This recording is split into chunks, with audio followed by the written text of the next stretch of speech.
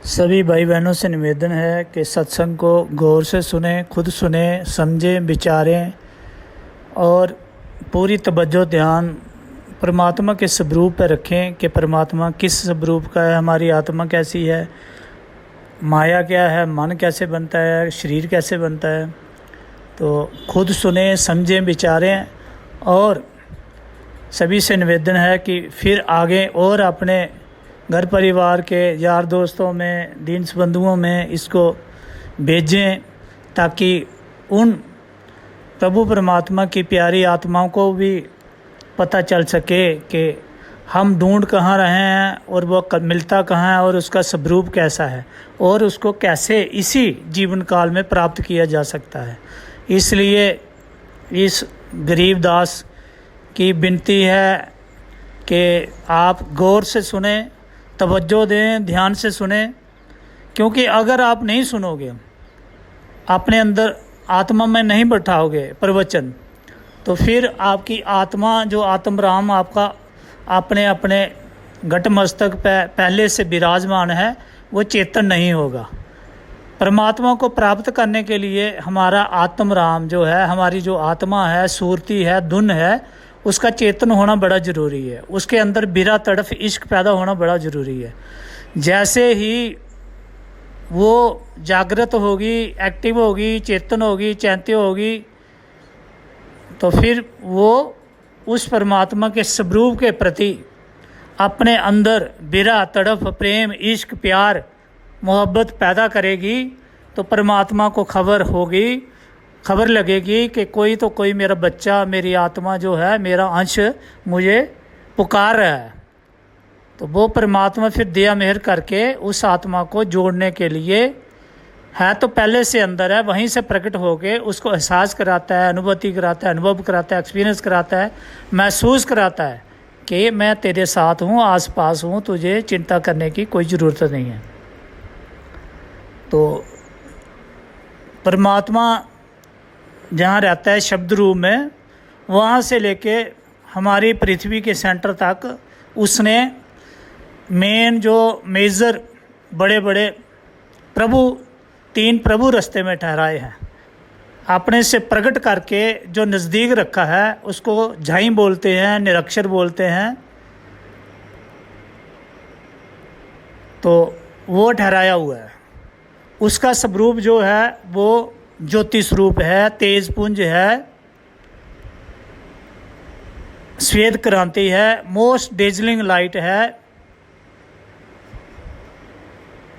जिसको हमारे पाक पवित्र ग्रंथों ने नूरे खुदा, स्वयं ज्योति, ये ज्योति रूपी जो भगवान है, ये ठहराया हुआ है, जिसको नाम दिया है जाइंग, निरक्षर। और वेदों पुराणों में इसको लिखा है सत्य ब्रह्म।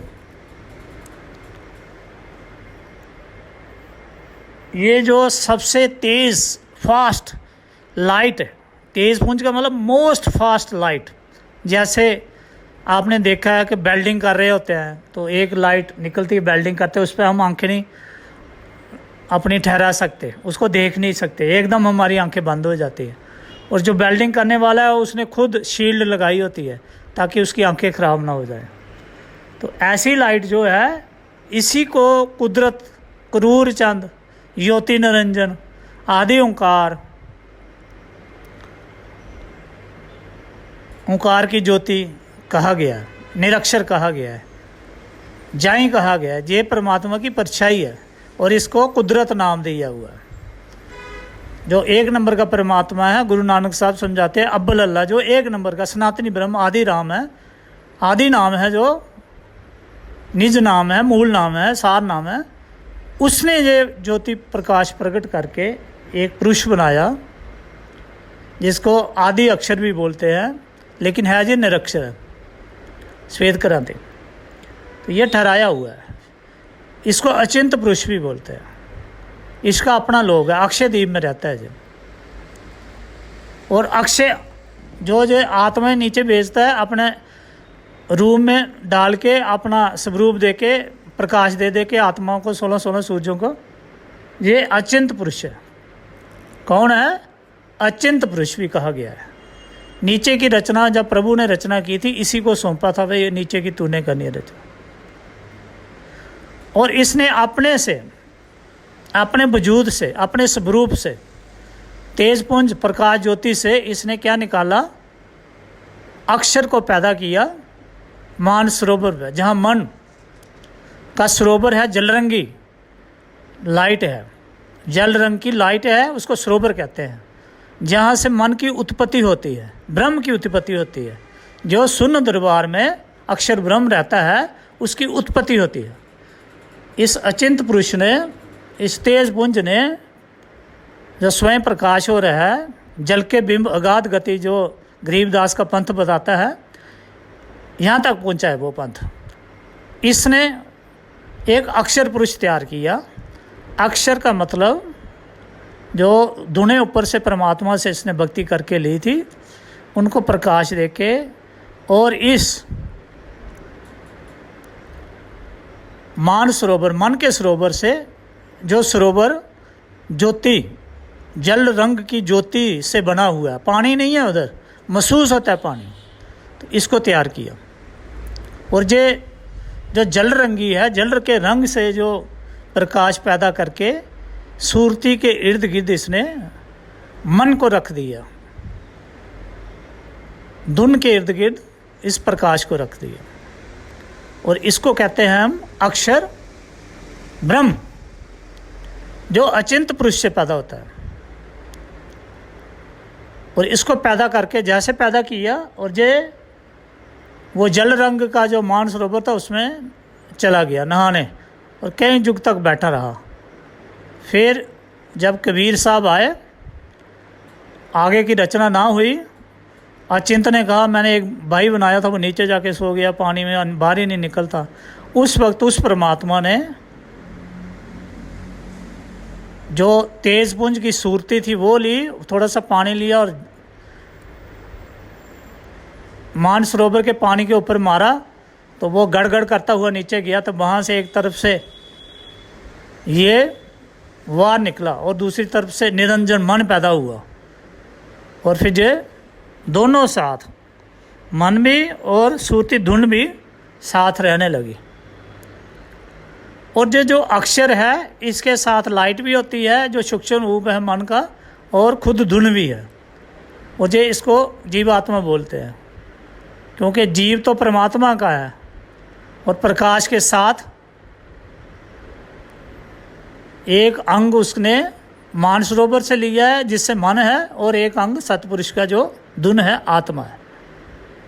और ये वहाँ शून्य दरबार पे रहता है। इसको ब्रह्म बोलते हैं, शून्य दरबार वाला, जहाँ शून्य दरबार है। और इसके 7 शंख ब्रह्मांड इसको दिए हुए, ये अपने शीश से ररा मम्मा की धुन निकालता है। इसी धुन निकाल के ये उस भगवान की भक्ति कर रहा है, लेकिन उस भगवान का इसको नहीं पता है, ये तेज पुंज की ही भक्ति कर रहा है। और नीचे इसने काल को, शर भगवान को पैदा किया हुआ है। ये 4 अंश पैदा करता है, वो 4 काल रूपी हैं। एक जे अदली अंश पैदा करता है, जिसको राम बोलते हैं, अक्षर बोलते हैं, अक्षर ब्रह्म बोलते हैं, संधि बोलते हैं, जिसको काल का रिश्तेदार है, जे महाकाल ही समझो। इसको अकाल भी बोलते हैं। जो दयाल है वो ऊपर है। तो ये अपने शीश से जो पावर निकालता है, उससे 4 वस्तुएं बनती हैं नीचे की। एक पृथ्वी बनती है, एक पृथ्वी रूप धारण करती है, एक अदली अंश, एक धर्मराया और एक कुरम। और ये जो 4 नीचे बनते हैं, ये अक्षर पुरुष तैयार करता है। और पृथ्वी से भी देखो कितनी वस्तुएं निकलती हैं। जो कुरम है वो 5 तत्व और 3 गुण निकालता है, उसका भंडारा है उसके पास, कंस्ट्रक्टिव मटेरियल उसके पास है। और जो धर्मराया वो जीवात्मा जो नीचे कर्म के कानून में फंसी हैं, उनका वो जज है, अच्छा बुरा कर्म देख के उसके आधार पर अगली जोनी खानी देता रहता है। और जो अदली अंश है वो गुप्त होके देखता रहता है तमाशा, जो इन आत्माओं को मुक्त करने की समर्था रखता है। और ये सुन दरबार वाला ब्रह्म जो है, जिसको राम भी बोलते हैं, क्योंकि इसके शीर से ररा मम्मा की धुन निकलती है, तो इसलिए इसको राम भी कहा गया है। तो ये नीचे की पृथ्वी के जीवों का, धर्मराय का, अदली अंश और कुर्म, इन पर यह राज करता है। सही मायने में देखा जाए तो ये अक्षर सुन दरबार वाला ही काल है। नीचे भी काल है, छोटा काल, जिसको धर्मराय बोलते हैं, जो सबका हिसाब किताब लेता है। साइंस दल कमल का जो त्रिलोकीय प्रभु है, लेकिन ये चारों पे अपना राज जमाए बैठा है, और जो खुद ही रूप दान करता है नीचे वाले।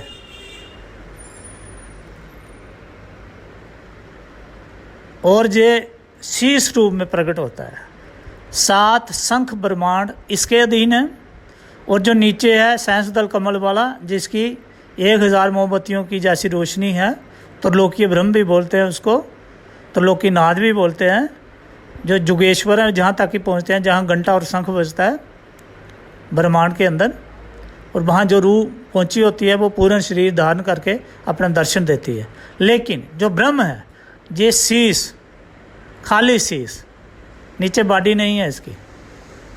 जब ये दर्शन देता है तो इसके शीश से धुन निकल रही होती है।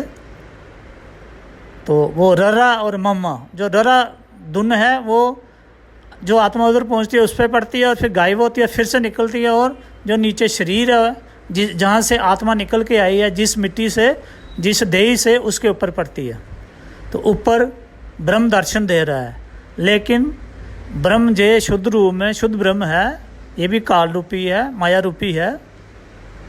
और जो नीचे है, जिसके शीश पे ये मम्मा की, ररा की आत्मा पे, ब्रह्म पे पड़ रही है, आत्माओं पे पड़ रही है धुन, और मोह माया वाली नीचे सी बॉडी पे पड़ रही है। बॉडी कहो उसको, शीश तो है नहीं उसका।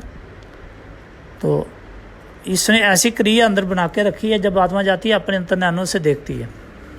लेकिन लेकिन लेकिन जो परमात्मा है वो विन है इनसे। ना तो वो क्षर भगवान है, ना अक्षर है, वो विन है। और ना ही वो तेज पुंज है। तेज पुंज तो पूर्ण रूप में आदि ओंकार है, आदि ओंकार की ज्योति है। मोस्ट डेजलिंग लाइट, श्वेत क्रांति, निरक्षर का जो उजारा है, जो जाई है, जहाँ सत्य ब्रह्म है, इसको कुछ साधु संत महात्माओं ने सतपुरुष का नाम दिया है, प्रकाश को। लेकिन कबीर साहब ने इसको काल रूप दिया है, ज्योति निरंजन नाम रखा है, जो ज्योत स्वरूप निरंजन है। क्योंकि ये जो ज्योति स्वरूपी भगवान है, 99.99% जितने भी हमारे साधु संत भक्ति करने वाले जीव आज तक हुए हैं, इसी को मानते हैं, इसी तक पहुँचे, ऊपर नहीं गया। तो कबीर साहब ने इसके लिए कहा, ज्योति स्वरूपी हाकिम 3 अमल पसारा है। कहते भाई नीचे वाली रचना इसने करके संभाली हुई है, और ये हाकिम है, ये दोनों पे, आत्माओं पे, सुरतियों पे जुल्म करने वाला है।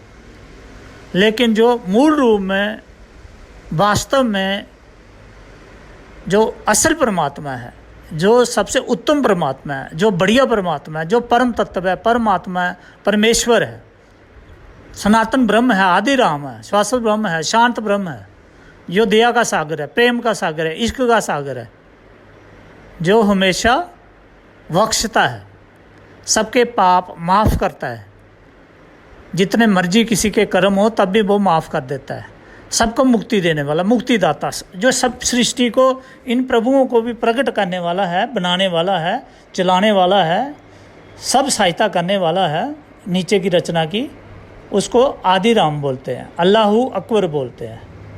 वो 1 नंबर का परमात्मा, जिसकी आवाज़ कुछ ऐसे हु जैसी लगती है, जो हमारे पापों को बख्शने वाला है, गुनाहों को बख्शने वाला है, प्रेम करने वाला है, इश्क करने वाला है। हमारी पाके कुरान हर पेज पर लिखती है बिस्मिल्लाहिर्रहमानिर्रहीम, जो हमेशा रहम करने वाला है, उसका नाम रहीम है। वो किसी के गुण अवगुण नहीं देखता, गुण अवगुण चित्त नहीं कृपाला। जब किसी का उद्धार करना चाहता है, किसी को अपने साथ मिलाना चाहता है, किसी की मुक्ति करना चाहता है, जिस किसी को भी वो अपनी दया से अपने स्वरूप से जोड़ना चाहता है, फिर वो उसके अच्छे बुरे कर्म नहीं देखता। गुण अवगुण चित्त नहीं कृपाला, ये दाना नहीं रखता भाई वे पापी है इसको नहीं मैं तारूंगा, या ये इसने इतने ज़्यादा पाप किए हैं इसको नहीं तारूंगा, या ये इसने इतने पुण्य किए हैं इसको नहीं तारूंगा।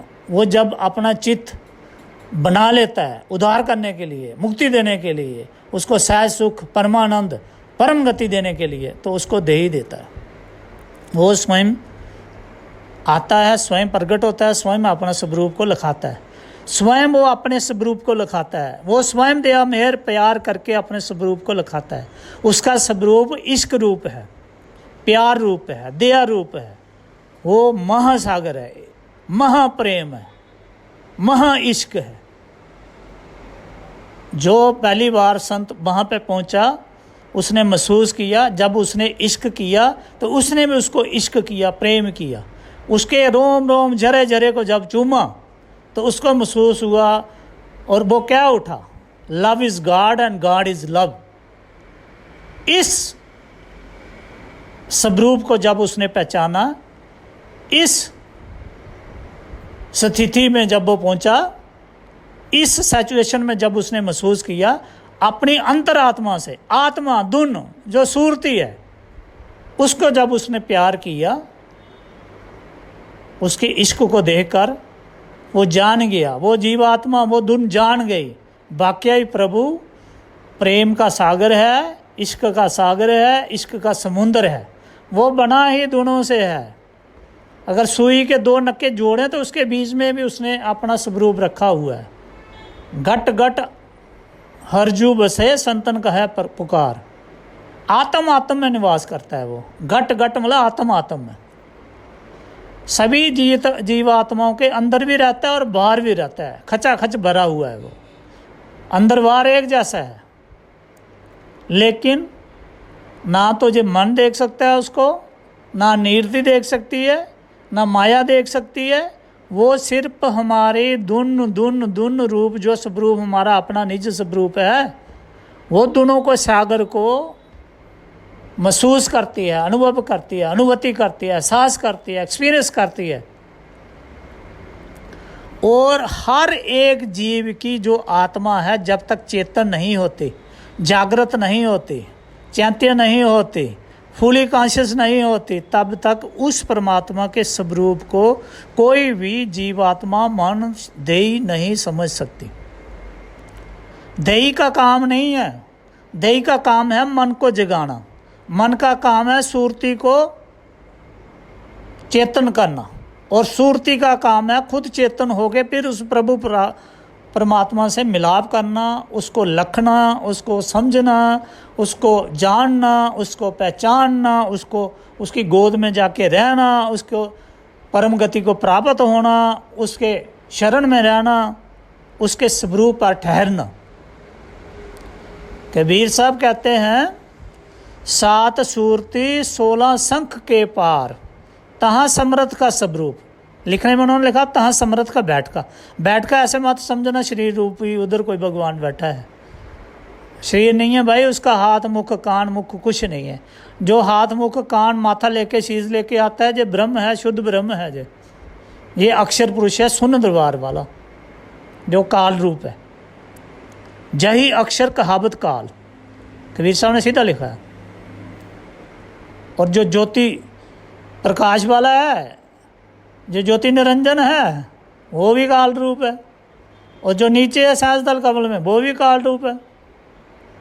जिसका प्रकाश झिलमिल नूर है, 1000 मोमबत्तियों के प्रकाश के समान है। जहाँ घंटा और शंख बजता है, वहाँ जो आत्मा पहुँची होती है वो दर्शन देती है। इसको क्षर भगवान बोलते हैं।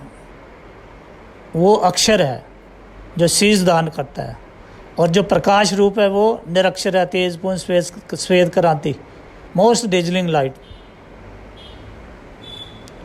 कबीर साहब ने कहा क्षर अक्षर ना ही निरक्षर। आगे लिखा है वो तो है परम अक्षर।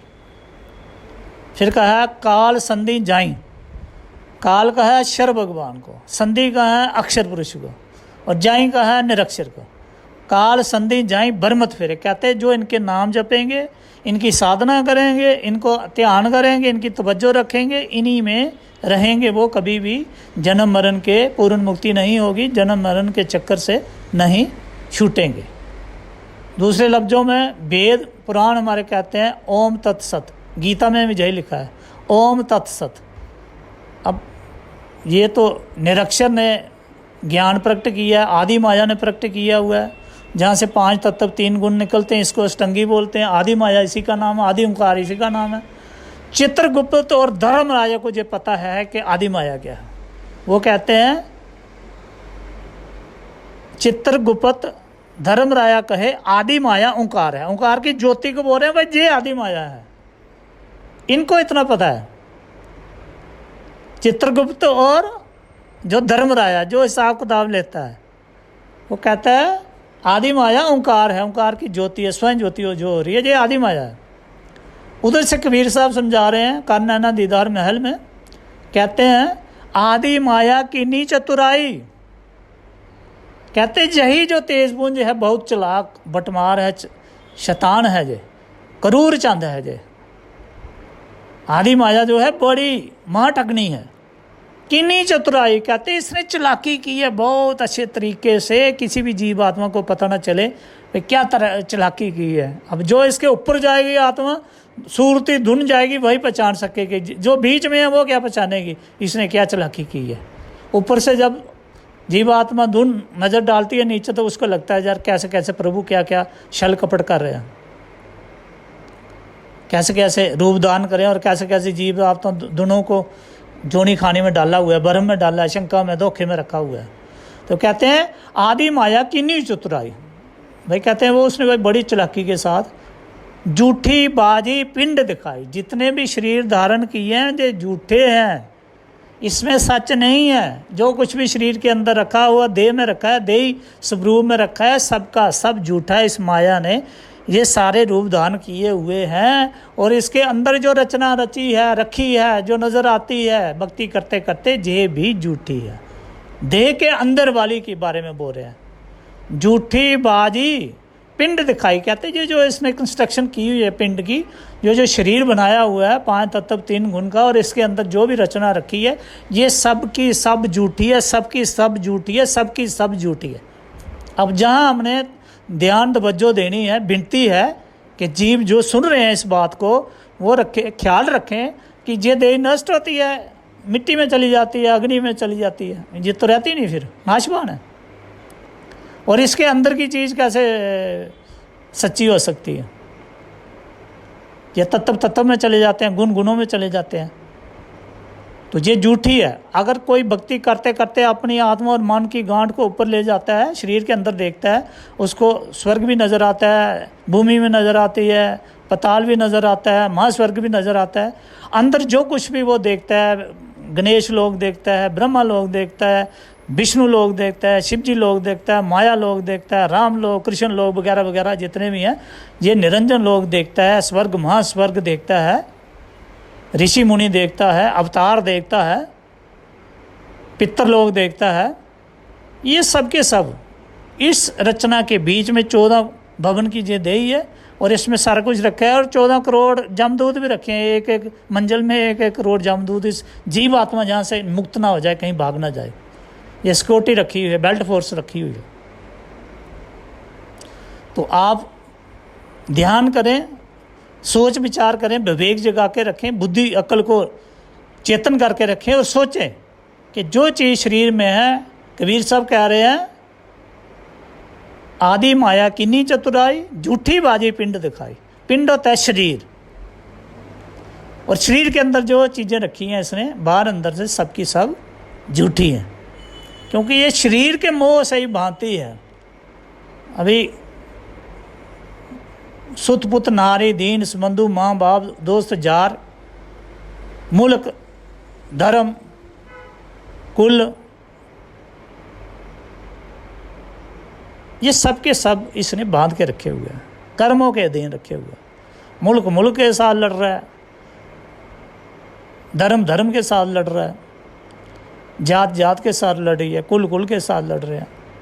इवन कि वो अवतार देवी देवते भी, ऋषि मुनि वगैरह, पीर पैगंबर भी लड़ते आए हैं। तो फिर सुख कहाँ है जहाँ लड़ाई लड़ाई है, हरदम ईर्ष्या बैर विरोध छल कपट निंदा चुगली चोरी सीना चोरी हो रही है। काम क्रोध लोभ मोह माया सबको हर जगह हर स्टेज पे तीन लोग के अंदर गुमराह कर रहे हैं।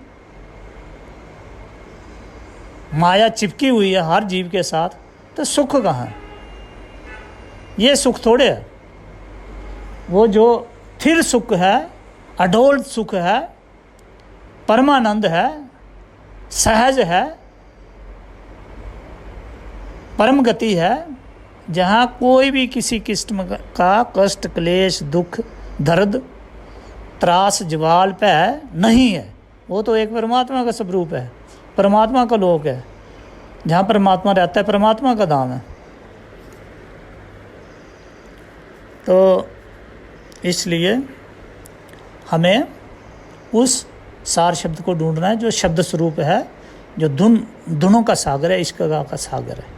ये काल भगवान ने फिर नीचे अपनी माया बनाई हुई है, फिर शिव जी बनाया हुआ है, विष्णु बनाया है, ब्रह्मा बनाया है, गणेश बनाया है, और नीचे पताल रचे हैं, उसमें भी शिव प्रभु रखे हुए हैं। 84 कुंड हैं। तो जहाँ बेल्ट बांधते हैं इससे नीचे पताल है, बेल्ट से लेके शीश आँखों तक भूमि है, आँखों से जो हमारा शीश का टाप है इधर तक स्वर्ग है। पर इस शरीर को चलाने वाली जो जीव आत्मा है उसका स्वरूप धुन है, धुन वो सूरती जिसको बोलते हैं। Thank you.